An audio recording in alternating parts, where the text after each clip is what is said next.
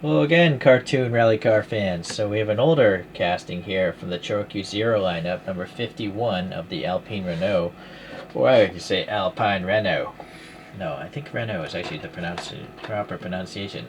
Renault. French.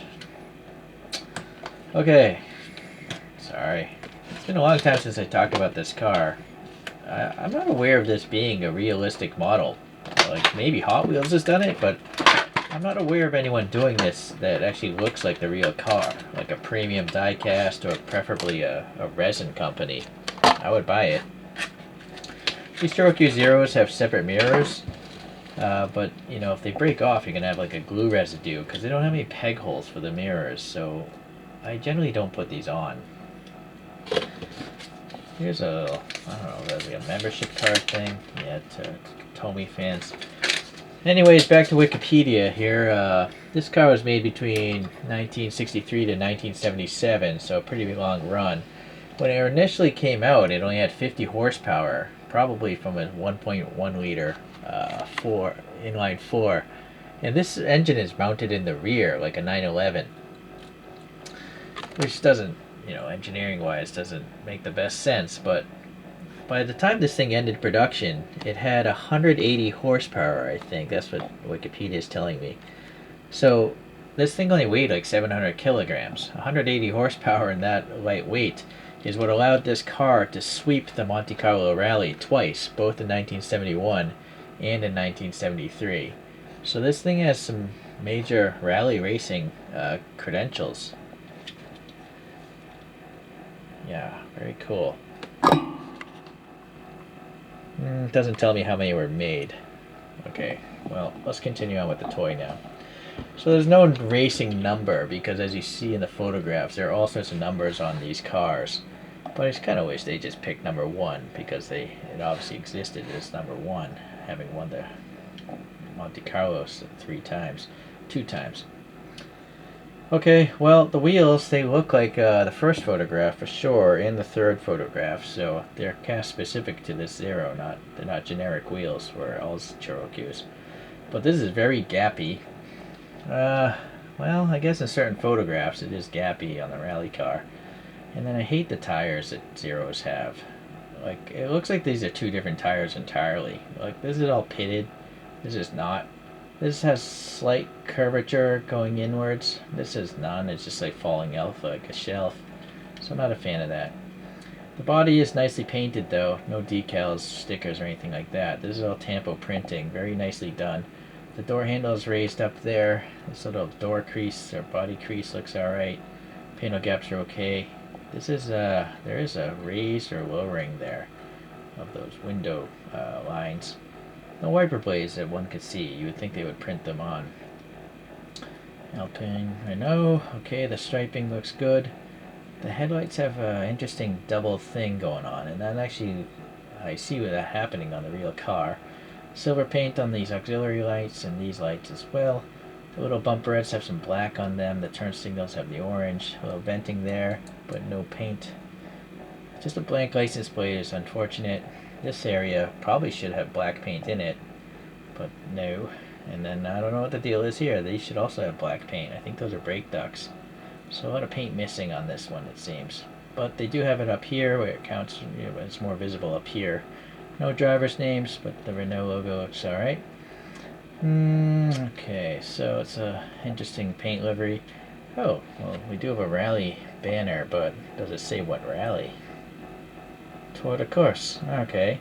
It would have been nice if they actually wrote the number, you know, the car had, or one of the numbers the car had in that race. So here are the vents that go into the rear engine. Very interesting. Some exposed hinges up there, some silver paint around the windows for the chrome work. And then the taillights are nicely done. You know, silver with the white colors in there. They just have these coin holders, you know, which is, I find annoying. And then the bumper is casted and painted silver. And then we have a silver painted exhaust. I think that's all casted into the base. So you can buy this without... Oh, no, never mind. Oh, here's the production dial. Yeah, you can buy this without the packaging, and you can know how old it is. The round numbers are the months, so I guess that's June. And then it says 17, so June 2017 was when this toy was made. Alright, it is a pullback toy. Alright. Alright, so I do have the police version of this, which is considerably different, of course. I've added some black paint into the wheels of this one, and I removed the wheels from the motor to lower it. I should have done it in the front. I don't know why I didn't do that. Oh well. Same casting, just different livery. But it also has that light on the top. Rally car wise, we have the more famous R5 Turbo in my opinion. I don't know, maybe this isn't as famous, but I like this car a lot more, being a hot hatch. This engine is also mid-rear, I think. It's definitely behind the front seats. Okay, and now this is not a ChoroQ. This is a free promo toy from Wanda Coffee. So if you drink some coffee in Japan, every now and then they give you these free toys. And this is all tampo printed. You know, for a freebie, it's pretty nice. There's some funky story about this thing. This was made and designed and made by one guy, and I think he actually won the Dakar Rally in this thing.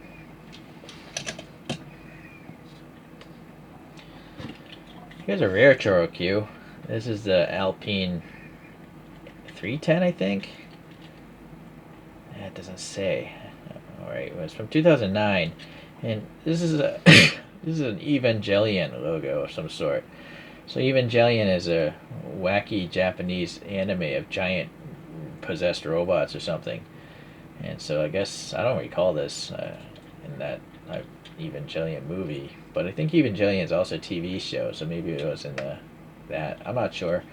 But anyways, this is a real car in real life, so it's pretty neat. A couple other Renault Zeros. We have this Zero number 46 of the Renault 4. It's just a funky van. It's kind of very funky, very retro. I like it though. A little less funky, more modern is this police livery of a Kangoo Zen. Casting 47. A lot of printed details on it.